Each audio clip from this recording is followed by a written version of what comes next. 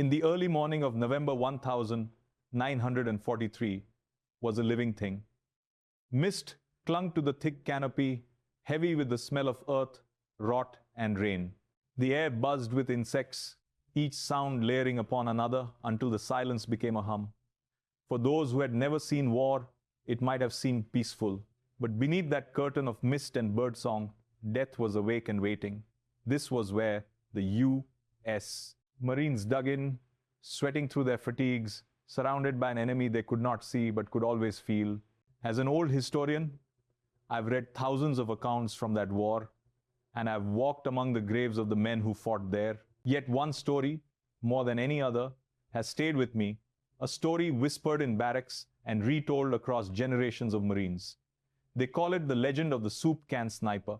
It is said that during 5 relentless days, one man, Staff Sergeant Thomas Michael Callahan, killed 112 Japanese soldiers using nothing more than his rifle, his patience, and a few empty soup cans. Now, legends are funny things. They often begin in truth and grow wild with time. So I ask you this question, the same one I ask my students every year. Was it all real, or has time wrapped this man's story in smoke and myth? Thomas Michael Callahan, a name so ordinary you could almost miss it in the long rosters of the Second World War. Yet behind that simple name lies a man whose mind worked differently from the rest. He was no superhero, no genius of science or strategy. He was a farm boy from Montana, a place of cold mornings, wide skies, and the silence of the Bitterroot Mountains. Out there, a boy learned to listen to wind, to breath, to stillness. Long before he ever held a Marine rifle, Callahan had hunted elk and mule deer at ranges that would make a soldier's jaw tighten. His world was patience, observation, and precision. Those were not skills taught by the Corps. They were carved into him by nature. When the news of Pearl Harbor broke in December 1941, Callahan was 19. Like so many young men of that age, he felt the same pulse of duty, anger, and something else. An old American instinct to stand and fight. He enlisted without hesitation, leaving behind the mountains that had shaped him. The Marine Corps, for all its rigor, soon discovered what the wilderness had already made. During a rifle qualification test, while others fired in haste, Callahan paused, calculated, and squeezed off each shot as if the wind itself were his guide. 48 hits out of 50 at 300 yards, iron sights, no scope. His commanding officer pulled him aside and said, "You hunt before the war?" Callahan nodded. "Elk mostly," he answered. "How far?" 700 yards, he said, with the quiet certainty of a man who'd done it many times. 3 days later, orders came through. Scout Sniper School, Camp Pendleton, California. That was where raw marksmanship met the cold mathematics of survival. The instructors didn't just teach shooting. They taught patience, deception, and discipline. The man who trained Callahan most closely was Gunnery Sergeant William Henderson, a veteran of the old China Marines. Henderson believed that war was not won by bullets, but by psychology. Killing the enemy, he told his recruits, is your last resort. First, you watch, you learn, and when you finally pull that trigger, it must count for the man you kill and for the men who watch him die. Those words sank deep into Callahan's mind. He understood that a sniper was more than a shooter. He was a whisper in the jungle, a presence that could bend the behavior of entire units. Henderson's final lesson stayed with him forever. The sniper who survives isn't the best shot. It's the one who never does the same thing twice. By the spring of 1943, Callahan graduated near the top of his class. That summer, he shipped out to the South Pacific. His destination, Bougainville, a humid, unforgiving island chain in the Solomons. The campaign there was part of a greater plan to choke off the Japanese stronghold of Rabaul. 14,000 Marines landed on that dark, volcanic soil. What they found was not an open battlefield, but a green labyrinth of vines, mud, and mosquitoes. The enemy was invisible, silent, and always watching. Every rustle of leaves could mean a sniper. Every flicker of light could draw a bullet. As Callahan's transport ship approached the coast, he looked toward the dense shoreline. Men joked on deck, trying to hide their fear, but Callahan remained quiet.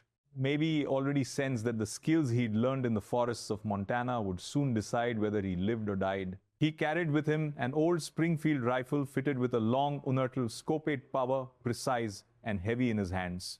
He was 21 years old, still half boy, half soldier, stepping into a war that had already devoured millions. He did not yet know that within weeks he would lose a friend, invent a weapon unlike any other, and enter the long shadow of legend.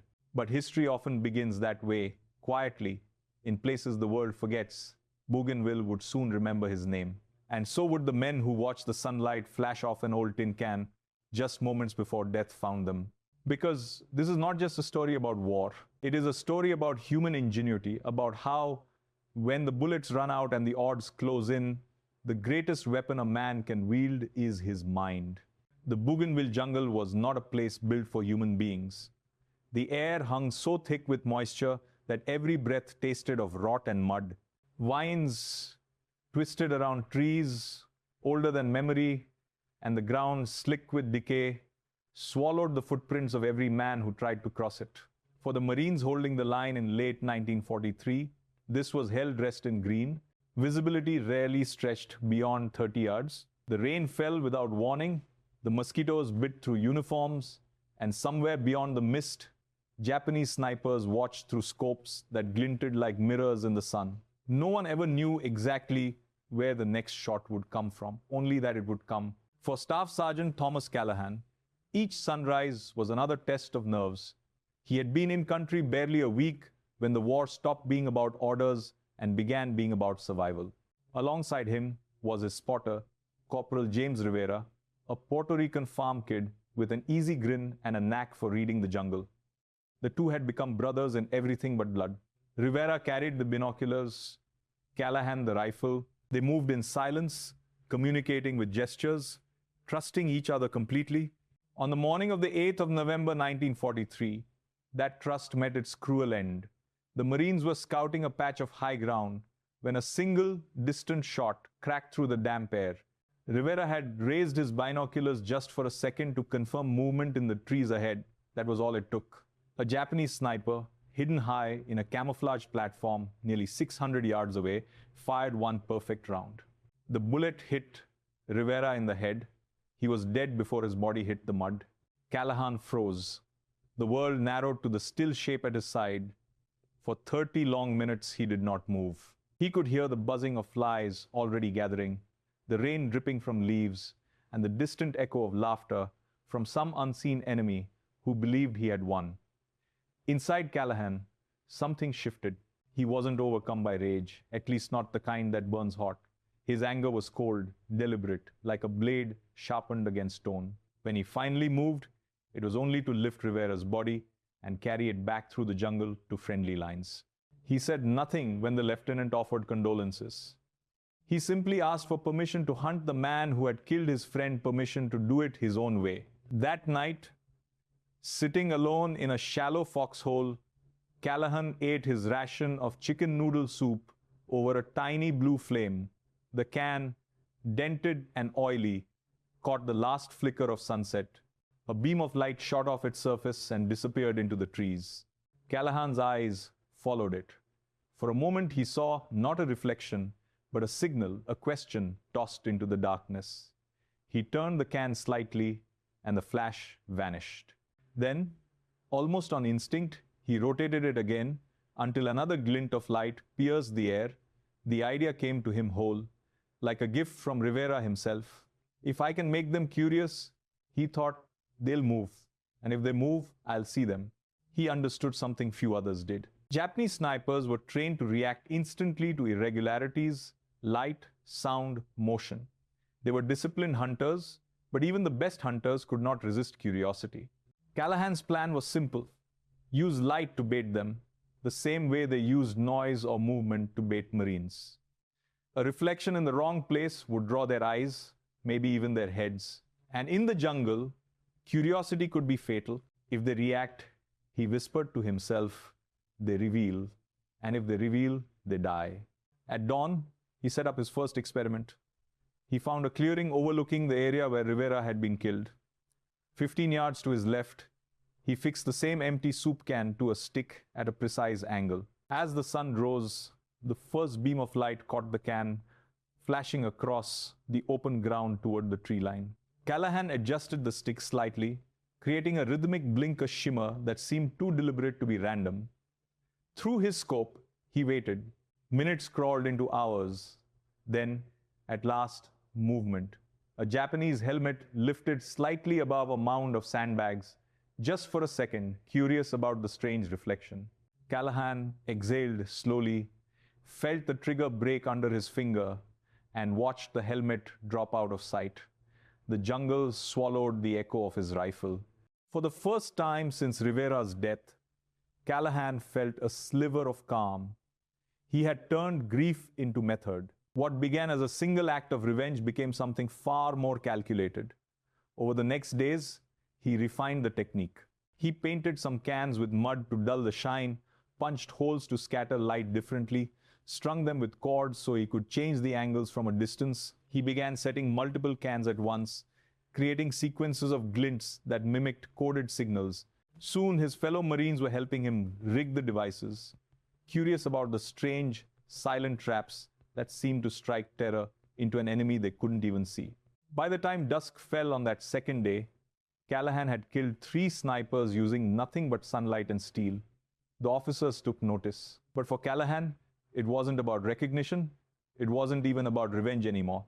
Sitting in the mud, polishing the same battered can, he understood what he had truly built. It was not a trick born of anger. It was creation born of necessity, ingenuity, carved from despair. In that moment, surrounded by jungle and ghosts, Callahan ceased to be just a soldier. He became something else entirely, a craftsman of survival, a man who turned grief into geometry and light into a weapon. And in the quiet that followed, the war around him seemed to pause, as if even death itself were waiting to see what he would invent next. Between November 10th and 15th, 1943, the Bougainville jungle became a stage for something the world had never seen before. In those 5 days, Staff Sergeant Thomas Callahan waged a one-man war that would be spoken of in whispers and disbelief. It began as an experiment in deception and ended as a study in human psychology. He used no new weapons, no secret technology, only sunlight, sound, and a mind that refused to think like everyone else. Each morning, Callahan rose before dawn. The jungle was still half asleep, a blue haze hanging low over the muddy ground. He would crouch in silence, setting up his strange network of soup cans, some shiny, some dulled with dirt, others punched with small holes that scattered light like broken glass. Every can was positioned at a precise angle, measured by instinct and refined by practice. He'd drive a stick into the ground, attach a string, and test the reflection just as the sun began to rise. If the beam flashed across the tree line exactly where he wanted, he tied off the cord and moved to the next position. It was engineering by intuition, art born of necessity. By the 3rd day, he was running entire sequences of light flashes, rhythmic, deliberate, almost musical in pattern. One flash for 2 seconds, pause, another from a different direction, pause again. To Japanese observers, it looked like coded American signals, some form of battlefield communication they couldn't decipher. Curiosity turned to anxiety, and anxiety turned to fatal investigation. When they leaned out of cover to search for the source, Callahan was waiting. His rifle spoke once, never twice. The forest swallowed the echo, and the deception began again from a different angle. The Japanese soldiers who faced him began to whisper a new name, the demon sniper. Rumors spread through their ranks of a spirit who used mirrors to call the sun's wrath down upon men. One captured diary later contained a short entry, scrawled in the shaking hand of a terrified private. The light is cursed. We do not know what it is. 3 of my comrades are dead because they looked for it. Even officers, bound by discipline, began to fear the shimmering flashes that cut through the mist. Some units refused to move during daylight. Others covered their scopes with cloth. But the fear had already taken root. Callahan understood what he was doing, not just tactically but psychologically. He knew that human beings, regardless of training or culture, shared certain reflexes, the need to look, the need to understand, The instinct to react when something breaks the pattern of the world. A flash of light, an unexpected sound, these things tug at the human mind the way gravity tugs at a falling leaf. And when curiosity overcame caution, when instinct overrode discipline, he struck. In those moments, he wasn't fighting soldiers. He was fighting the fragile machinery of human perception itself. By the fourth day, his technique had evolved beyond light alone. Clouds rolled in, obscuring the sun, and he adapted again, attaching strings to ammunition cans filled with small stones, shaking them remotely to mimic the clatter of movement or the rattle of equipment. To the Japanese, those sounds suggested American patrols advancing through the brush. To Callahan, they were cues bait thrown into the psychological current of the battlefield. When the enemy shifted to respond, he would already be flanking, rifle, steady, heart calm. Reports from his superiors began to sound less like combat logs and more like legend. Enemy sniper activity neutralized, one note read, through unorthodox deception methods involving improvised light and sound. Another officer wrote simply, "He is rewriting the rules." It was during this period that Callahan achieved his highest count over 100 confirmed kills in less than a week, though he never kept tally himself. His focus wasn't on numbers, but on rhythm, timing, and precision. Each engagement was part of a larger game, a duel of minds where hesitation meant death.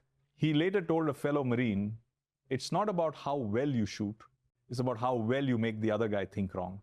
There's a passage in a Japanese field report recovered after the war that mirrors his philosophy in reverse. It reads, "The enemy employs demon magic. Light appears from nowhere, drawing our men into death. Officers forbid investigation, but intelligence demands reconnaissance. I no longer trust my eyes." That line, "I no longer trust my eyes," has haunted me for decades, because that's what Callahan truly achieved. He didn't just kill soldiers, he dismantled their confidence in reality. When a man can no longer trust what he sees, he cannot fight, cannot plan, cannot even survive. By the fifth day, the jungle itself seemed to carry his will. The glints of light and phantom noises created a constant sense of dread. Entire Japanese squads halted for hours, waiting for threats that never existed. In those long pauses, Callahan had already moved, adjusting his cans, resetting his traps. He had become invisible, omnipresent, a ghost manipulating the fears of living men.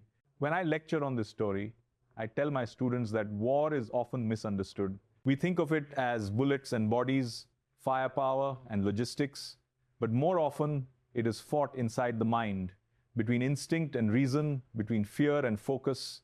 Callahan had learned to weaponize the invisible. His rifle fired only when his enemy's thoughts betrayed them. By the end of that fifth day, even the veterans among the Japanese troops had lost composure. They avoided glances of light, ignored real threats, and second-guessed every sound. The demon sniper had done something that few men in history have accomplished. He rewired the enemy's survival instinct.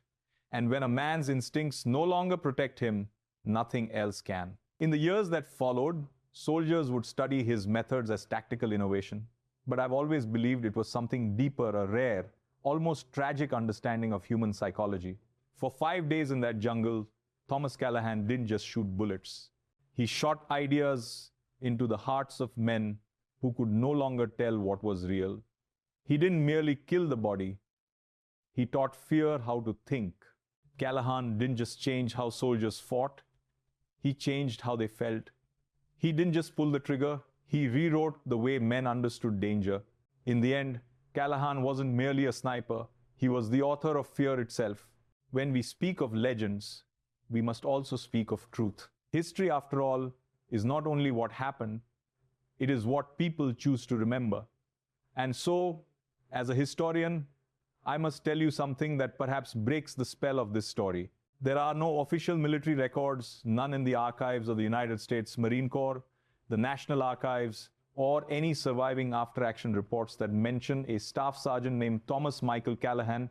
Not one roster lists his name.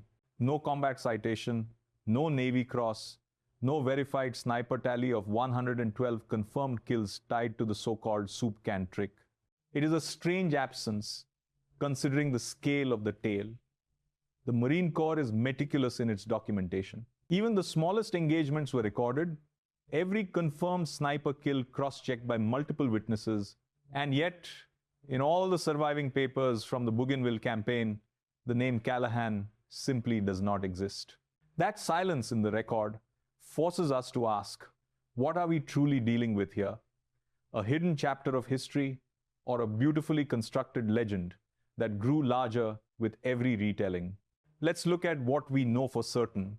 The Bougainville campaign was very real. It began in November 1943 as part of the Allied plan to isolate the massive Japanese base at Rabaul. The 3rd Marine Division landed under constant fire, hacking their way through a jungle that swallowed sound and light alike. The conditions were miserable. Torrential rain, knee-deep mud, endless insects, and an enemy that fought with near-fanatical endurance.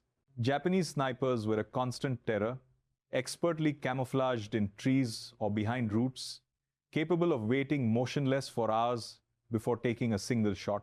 Many American soldiers were killed without ever seeing who fired at them. The battlefield was as much psychological as physical.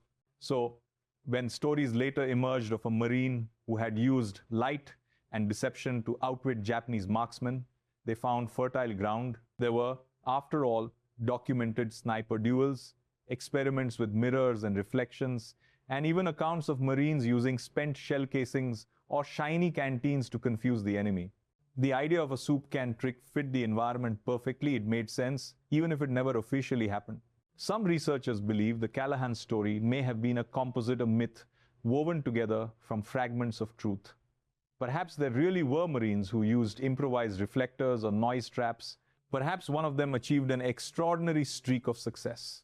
Over time, the details might have fused into a single, more dramatic narrative. Soldiers needed symbols, after all. In the loneliness of war, heroes help men endure the unimaginable. And so Callahan may represent not a man, but an idea, the belief that intellect can triumph over brutality. I've spent years comparing this legend to verified deception tactics from the same era. Consider Operation Fortitude, the grand Allied ruse that convinced Hitler the D-Day invasion would strike at Calais instead of Normandy. Or the Ghost Army, a secret US unit that deployed inflatable tanks, fake radio transmissions, and recorded sounds of artillery to deceive German intelligence. Compared to those operations, Callahan's so-called trick seems small in scale, but conceptually it belongs to the same lineage. It is about misdirection, about manipulating perception to force the enemy into fatal decisions. There is, too, the emotional truth. Every veteran who fought in the Pacific understood what it meant to be hunted by unseen eyes. The fear of Japanese snipers was more than tactical, it was existential.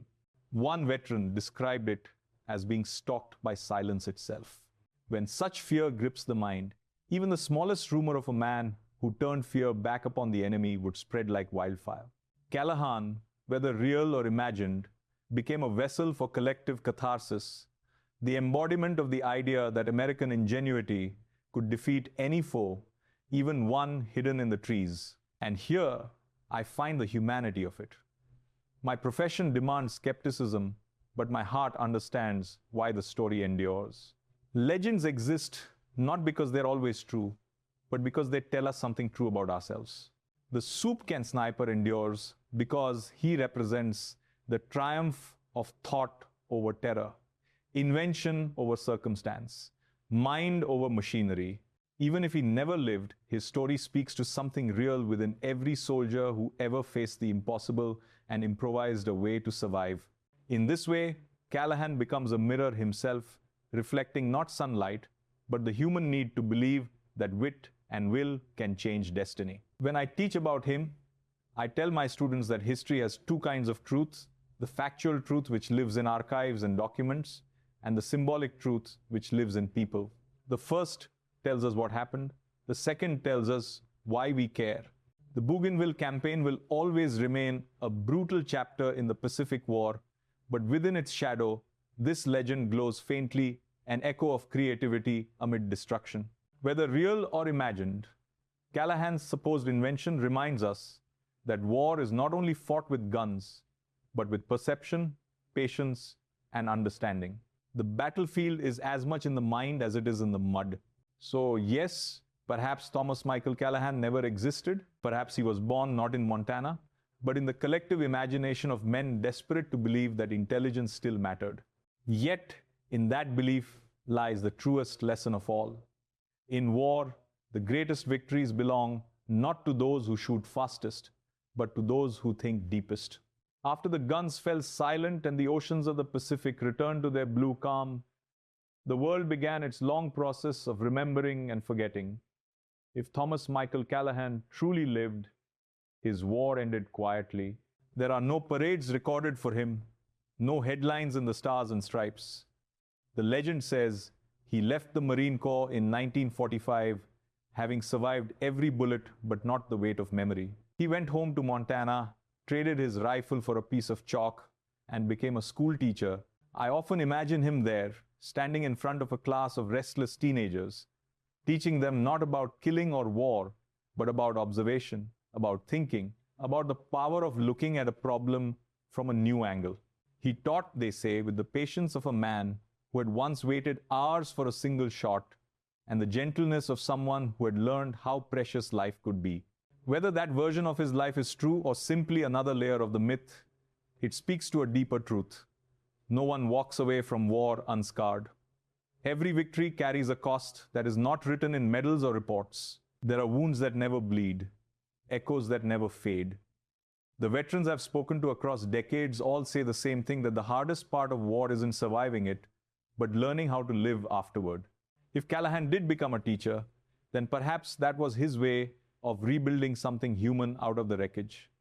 Perhaps in teaching others to think, he was teaching himself to forgive. You see, war teaches lessons that peace often ignores. It reveals the limits of strength and the necessity of thought. Callahan's so-called soup can trick was never about killing. It was about solving a problem with the tools at hand, about using creativity where brute force failed. That philosophy, improvise, adapt, outthink, became a quiet thread in American military culture long after Bougainville. The Marine Corps itself would later institutionalize what it called maneuver warfare, a doctrine that prizes agility of thought above raw power. In some ways, the ghost of Callahan's story lived on inside that doctrine, a belief that thinking differently can be the difference between defeat and survival. I've met young Marines who still mention the legend, often half-jokingly. They call him Old Soup Can, as if he were a campfire ghost. But when they speak of him, I see something in their eyes, a glint of respect, a quiet hope that they too could face the unimaginable with wit instead of rage. Legends like his serve a purpose in every generation. They remind soldiers that courage isn't always loud and victory doesn't always roar. Sometimes it glints faintly in the sun, born from the mind of a man who refuses to stop thinking even when surrounded by madness. As I grow older, I find myself less concerned with whether Callahan ever existed and more interested in why his story refuses to die. Maybe it's because we need him. In an age of technology and precision-guided weapons, his tale reminds us that the greatest weapon still resides between the ears. Machines can multiply power, but only thought can give power meaning. As I often tell my students, technology multiplies power, but thinking defines purpose. That, I believe, is the lesson Callahan left us, intentionally or not. And so, when I close my eyes and picture him, the old Marine turned teacher, I see him holding that rusted soup can, not as a relic of violence, but as a symbol of something eternal, human ingenuity. I imagine him setting it on his desk, letting the sunlight from the classroom window strike its battered surface, and saying to his students, "This saved my life once, not because it was steel, but because it made me think." We like to believe that progress comes from invention, but often it comes from necessity, from the pressure of impossible circumstances. Callahan's story, true or myth, teaches that creativity blooms even in the darkest soil. He reminds us that every human being has within them the capacity to adapt, to imagine, to overcome. I don't know if Thomas Callahan was real, but I do know this. the kind of man he represents. Thoughtful, disciplined, quietly daring, was real enough in every platoon that ever walked into hell and found a way out again. Whether flesh or fable, he has already done his work. He has shown us that the measure of a person is not in their weapon, but in their wisdom. And that, perhaps, is the legacy worth keeping.